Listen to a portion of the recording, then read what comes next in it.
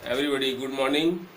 चलिए आज हम लोग फिर एक बहुत ही बढ़िया टॉपिक लेकर के आए हैं फिजिक्स का क्लास 9th के लिए, और बड़ा ही इम्पोर्टेंट है हर स्टूडेंट के लिए। थोड़ा आप यहाँ पर कॉन्सेंट्रेट रखेंगे अपने आप को, तब बहुत आराम से समझ जाएंगे, बहुत इजीली समझ जाएंगे।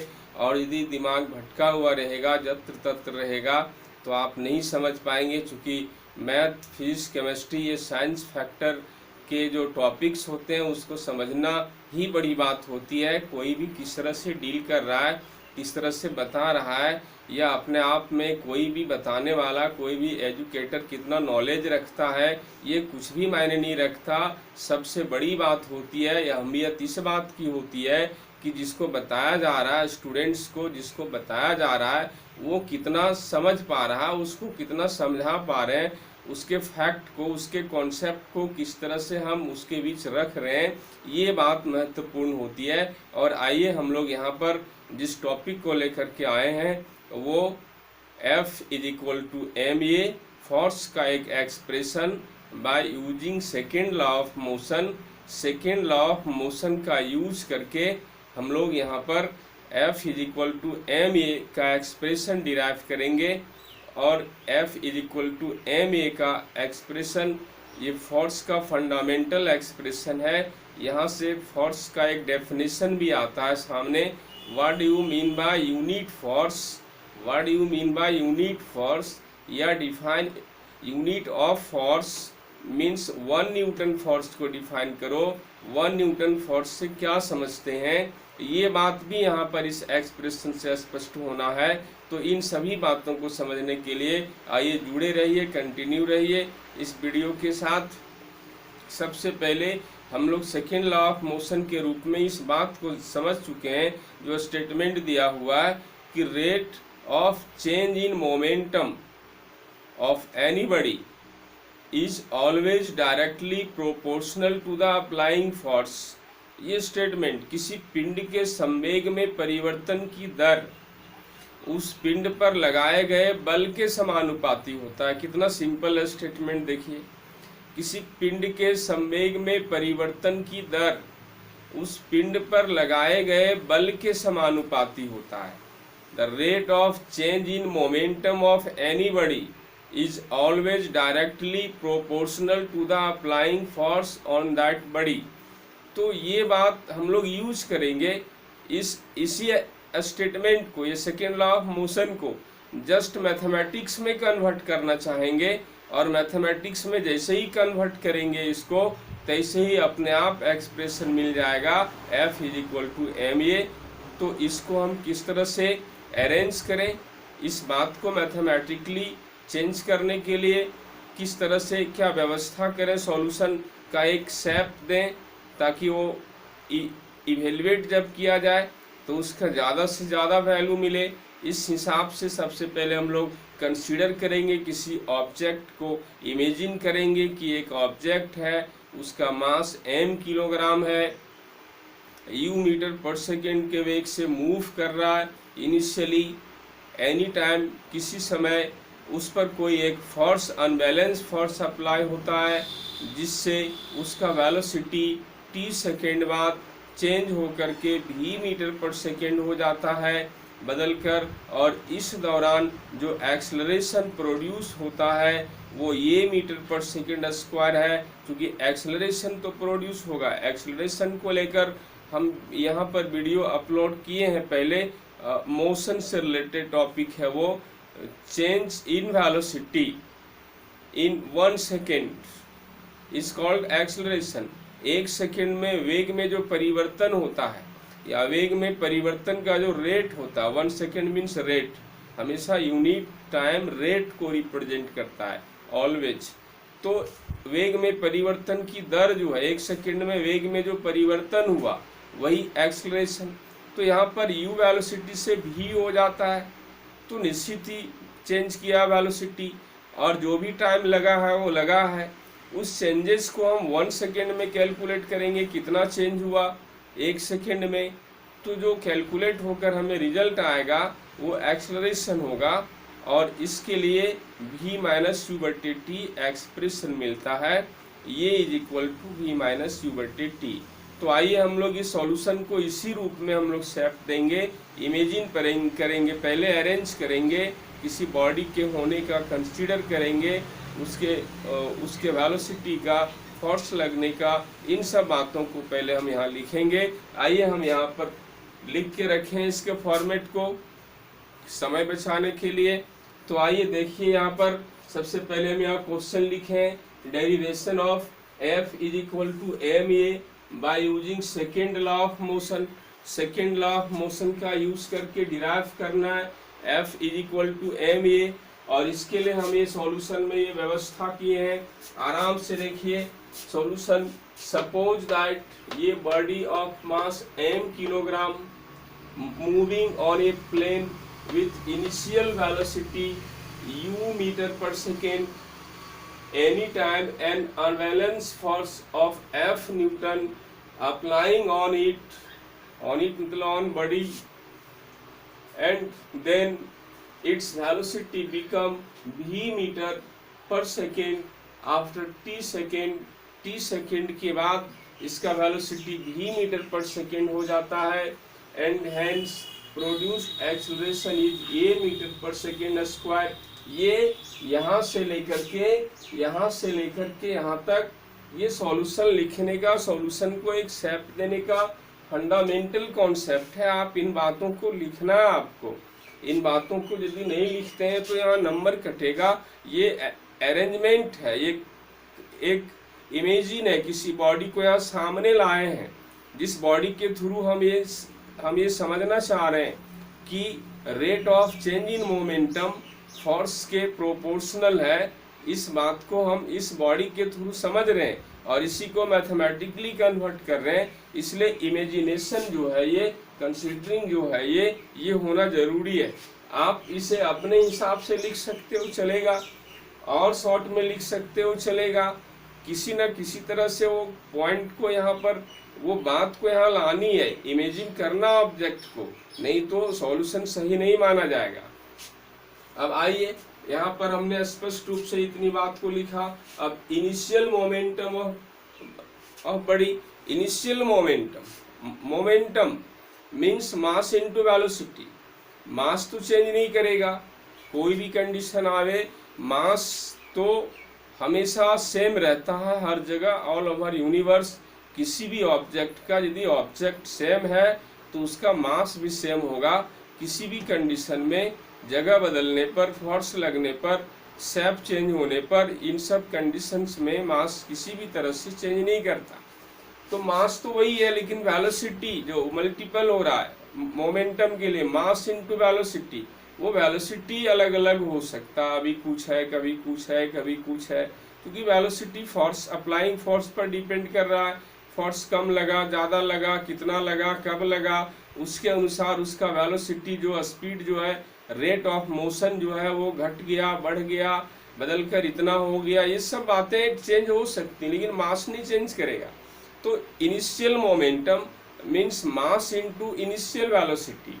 तो mass into initial velocity, P1 यहाँ पर लिया, इनिशियल मोमेंटम को P1, mass m kilogram, and u velocity u, initial velocity u, so P1 is equal to mu।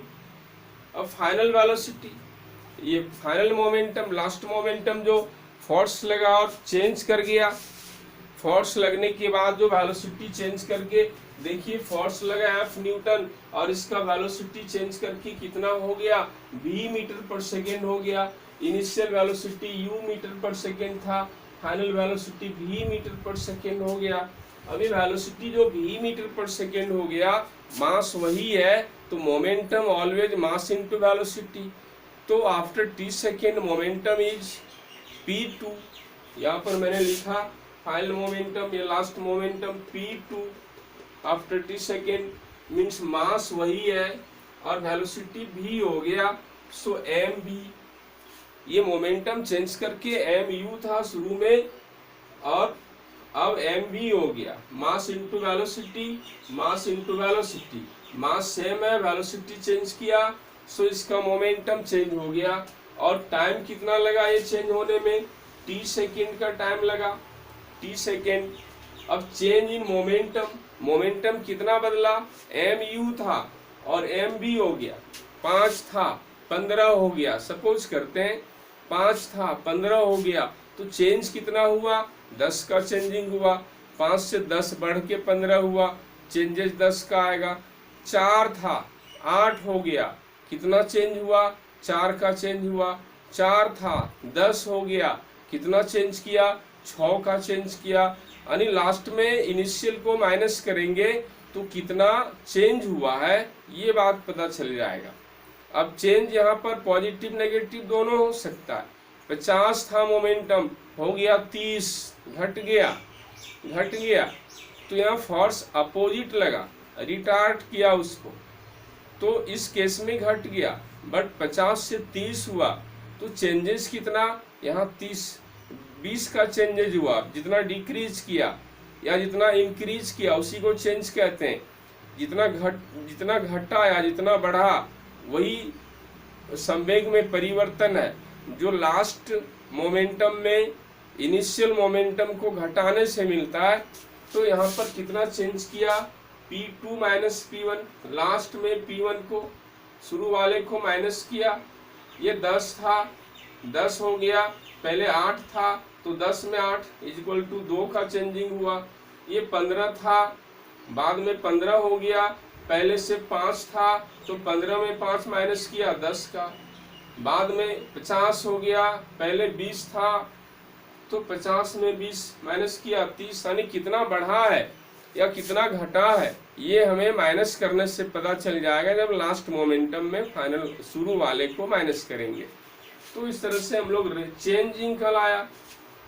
और rate of change in momentum, change होने का रेट क्या है, जो चेंजेज आया P2 माइनस P1 चेंजेज आया, change है ये रेट। मोमेंटम में चेंज परिवर्तन है, घटा या बढ़ा सो है, लेकिन रेट उसका 1 सेकेंड में, ये परिवर्तन t सेकेंड में हुआ है और 1 सेकेंड में जानना चाहेंगे कितना परिवर्तन हुआ, यानी रेट कितना है, 1 सेकेंड का कितना है, तो समय से भाग देना पड़ेगा, समय से डिवाइड करना पड़ेगा। जितना समय लगा उससे डिवाइड कर देंगे तो 1 सेकेंड का कैलकुलेट हो जाएगा, रेट कैलकुलेट हो जाएगा। इस चेंजेज में संवेग में परिवर्तन जो P2 माइनस P1 हुआ उसमें t सेकेंड का टाइम लगा, तो P2 माइनस P1 में इस परिवर्तन में t से डिवाइड कर दिया तो रेट निकल गया, मीन्स 1 सेकेंड का परिवर्तन निकल गया।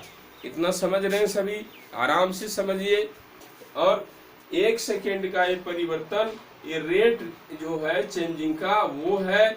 और अब according to second law of motion, second law of motion के अकॉर्डिंग क्या है, सेकेंड लॉ ऑफ मोशन में साफ ये बात का खुलासा हुआ कि rate of change in momentum, मतलब ये P2 माइनस P1 बटे T, ये रेट है, मोमेंटम में चेंजिंग का रेट है, ये फोर्स के प्रोपोर्शनल होता है।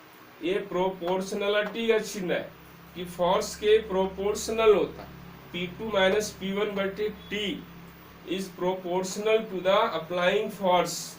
ये दूसरा गति नियम, और दूसरा गति नियम को गणित में कन्वर्ट किया, और इनिशियली गणित में कन्वर्ट करेंगे तो हमें यही मिलेगा कि फोर्स के प्रोपोर्शनल संवेग में परिवर्तन की दर, ये rate of change in momentum P2 minus P1 is proportional to the applying force. तो उसी स्टेटमेंट को मैथ में चेंज किया तो ये मिला हमें।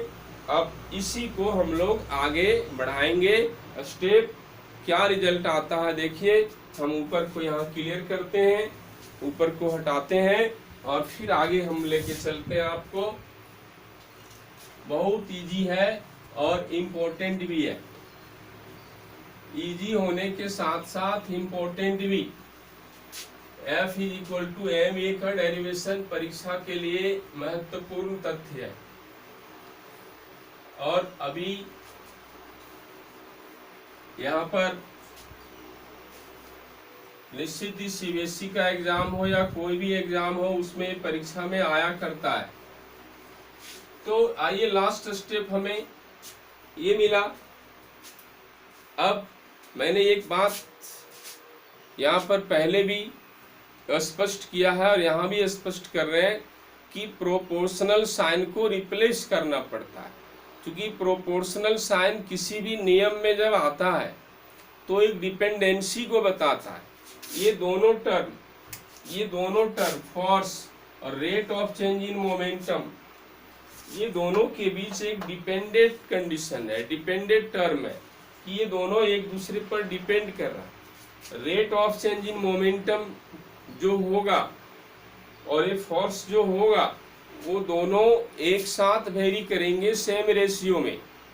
यदि फोर्स 2 गुना 3 गुना 4 गुना हो रहा है तो rate of change in momentum भी 2 गुना 3 गुना 4 गुना हो रहा है।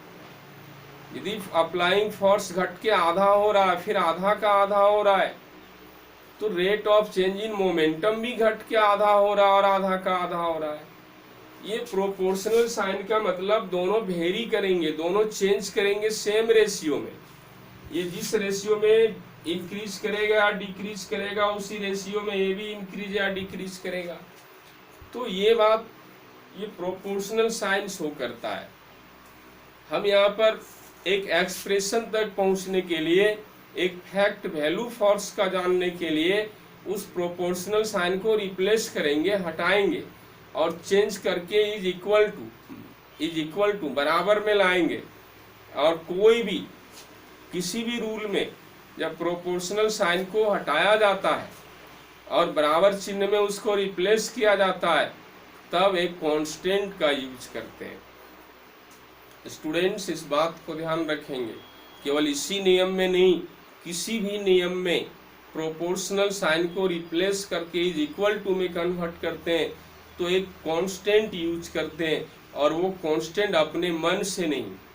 जब नियम बना, जिसने नियम बनाया, जिस नियम को मैथमेटिक्स में कन्वर्ट किए विथ प्रोपोर्शनल साइन, उस प्रोपोर्शनल साइन को हटाते समय जो कांस्टेंट यूज करेंगे वो उसी ने, जिसने नियम बनाया उसी ने, और उसी समय ये फिक्स कर दिया कि यही कांस्टेंट यहाँ पर यूज करना है, इसका यही वैल्यू लेना है।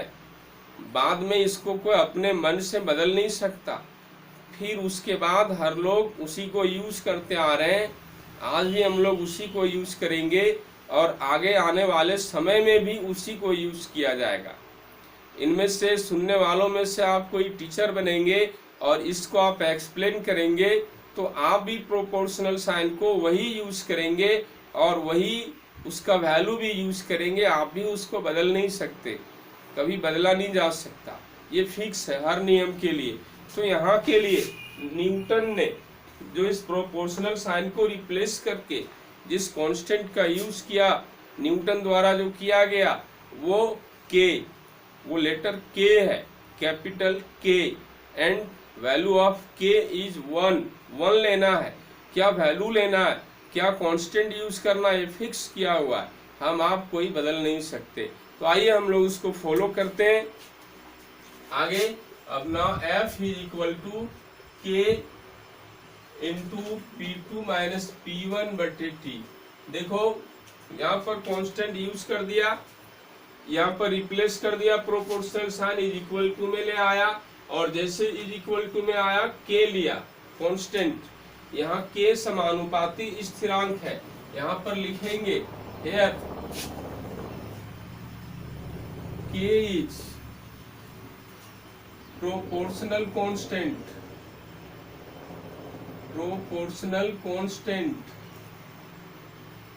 that value is k is equal to 1, k is equal to 1 लेना है, इसका value k is equal to 1 लेना। ये वैल्यू भी फिक्स किया हुआ है, इसमें कोई कंफ्यूजन नहीं।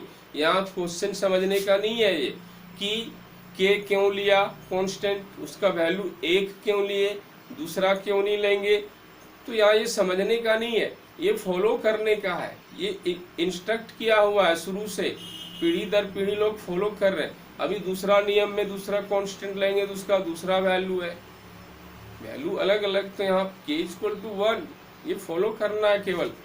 और अब k बराबर 1 लेंगे तो when k is equal to 1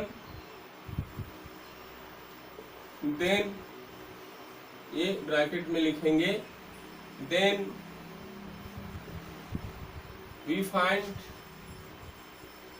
तब हमें मिलेगा F इज इक्वल टू, क्या मिलेगा, F is equal to P2 minus P1 बटे T। P2 माइनस T1 बटे K का वैल्यू एक लिए, एक खत्म, एक के जगह दूसरा होता, 2 होता, 3 होता, और यहाँ लिखना पड़ता। एक लिख के क्या करेंगे, मल्टीपल में एक तो कोई चेंजिंग लाता नहीं, इसलिए उसको एक लिखे और गुना करके फाइनली यही मिला। So F is equal to P2 minus P1 बटे T। अब P2 और P1 का वैल्यू रखेंगे। अभी यहाँ P2 और P1 का वैल्यू यहाँ पर लिखा हुआ है, MB और MU, ये मोमेंटम है दोनों, इसलिए उसका वैल्यू रखेंगे। MB P2 का वैल्यू माइनस MU P1 का वैल्यू बटे T। आइए M को यहाँ कॉमन लेते हैं, देखिए कॉमन है दोनों में, कॉमन M लेंगे तो V माइनस U बचेगा, इसमें कॉमन M लेंगे तो ओनली V बचेगा, माइनस ये, इसमें M कॉमन लेंगे U बचेगा बटे T। और F is equal to M into ये, चूंकि ये V माइनस U बटे T is equal to M into ये मिला, फाइनली हमें मिल गया, चूंकि ये V माइनस U बटे T इतना जो है, इतना ये देख रहे हैं, हम यहाँ पर इसको दिखा रहे हैं साइन करके, तो V माइनस U बटे T यहाँ ब्रैकेट में लिखेंगे, V माइनस U बटे T इज इक्वल टू ये, this is expression of acceleration, acceleration, ये is acceleration, acceleration is denoted by ये, rate of change in velocity means acceleration means V minus U बटे T, change in velocity V minus U, और time से divide किया तो rate, तो V minus U बटे T, यानी rate of change in velocity, that is called acceleration which is denoted by ये। So we have to, ये is equal to V minus U बटे T, ये त्वरण का सूत्र भी है, त्वरण इसी सूत्र से कैलकुलेट करते हैं एक्सेलरेशन को, और रिटार्डेशन को भी इसी से कैलकुलेट करते हैं। तो यहाँ पर V माइनस U बटे T, इसके जगह, इतना के जगह ये लिखा, क्योंकि ये एक्सेलरेशन का टर्म है, इसलिए एक्सेलरेशन ये लिखा, और इस तरह से फाइनली हमें मिला क्या, F is equal to M, ये मिला। अब यहाँ पर ये प्रूव्ड हो गया, वेरीफाइड हो गया, डिराइव हो गया, ये पूरा सॉल्यूशन इसका, इतना सारा सॉल्यूशन आपको यहाँ पर शो करना है, तभी आपको फुल मार्क्स मिलेगा, और नहीं तो फुल मार्क्स नहीं मिलेगा। इस बात को ध्यान रखना इम्पोर्टेंट है for CBSE and other state board, हर किसी के लिए ये जानना इम्पोर्टेंट है, और परीक्षा के लिए तो जानना जो है सो है ही, लेकिन साइंस को डेवलप करने के लिए साइंस के सपोर्ट से अपना नॉलेज, अपना साइंस को जो डेवलप करते हैं, ताकि खुद से हम साइंस अप्लाई कर सकें किसी जगह कहीं भी, इस लिहाज से इन सब का प्रिपरेशन, इन सब को गहराई से डीपली जानना बहुत ज़रूरी होता है। तो आइए हम लोग अब इसका थोड़ा सा एनालिसिस करते हैं और यूनिट फोर्स को डिफाइन करते हैं। बस 2 मिनट की बात है, तुरंत हो जाएगा। F is equal to M, ये हम यहाँ पर फिर टच करते हैं इसको, F is equal to M, ये F, इसको यूनिट में चेंज करते हैं। 1 न्यूटन फोर्स है, 1 न्यूटन, ये M मास है 1 किलोग्राम, एंड एक्सेलरेशन है ये 1 मीटर पर सेकेंड स्क्वायर। एक्सेलरेशन का यूनिट मीटर पर सेकेंड स्क्वायर होता है। और फाइनली हमें मिला क्या, 1 newton is equal to 1 into 1 and kilogram metre पर सेकेंड स्क्वायर, इतना मिला। अब 1 को यहाँ से हम 1 को दोनों तरफ से रिप्लेस करें तो finally newton is equal to kilogram metre पर सेकेंड स्क्वायर, ये मिलेगा। अर्थात ये एक और बात का यहाँ खुलासा हो गया स्टूडेंट्स, कि किलोग्राम मीटर पर second square is equivalent to newton. 1 newton is equal to 1 kilogram metre पर second square. So kilogram metre पर second square is also an unit of force. यहाँ पर आपको पूछ सकता है कि kilogram metre per second square किसका मात्रक है, तो आप सीधे कहो फोर्स का यूनिट है ये, क्योंकि ये न्यूटन के इक्विवेलेंट है, इसलिए ये भी फोर्स का है। आप इस बात को यहाँ गौर करेंगे। दूसरी बात, एक न्यूटन फोर्स का डेफिनेशन लिखो, तो एक न्यूटन फोर्स का डेफिनेशन 1 किलोग्राम इंटू 1 मीटर पर सेकेंड स्क्वायर, अर्थात कोई भी इकाई द्रव्यमान के ऑब्जेक्ट पर कोई बल लगकर उसको 1 मीटर पर सेकेंड स्क्वायर का त्वरण उत्पन्न करता है उसमें, तो वो लगने वाला बल 1 न्यूटन बल है। तो आप यहाँ से इस तरह से इसको डिफाइन करेंगे, जब कोई बल या वह बल जो 1 किलोग्राम के किसी वस्तु पर लगकर 1 मीटर पर सेकेंड स्क्वायर का त्वरण उत्पन्न करता है, वह 1 न्यूटन बल कहा जाता है। तो इस तरह से आप यहाँ पर डिफाइन करेंगे, that force which produced unit acceleration on applying on an object of unit mass, that force is called unit force, means 1 newton force. ये force which produced unit acceleration means 1 meter per second square acceleration on ये body of unit mass means 1 kilogram mass, then that force is said to be 1 Newton force।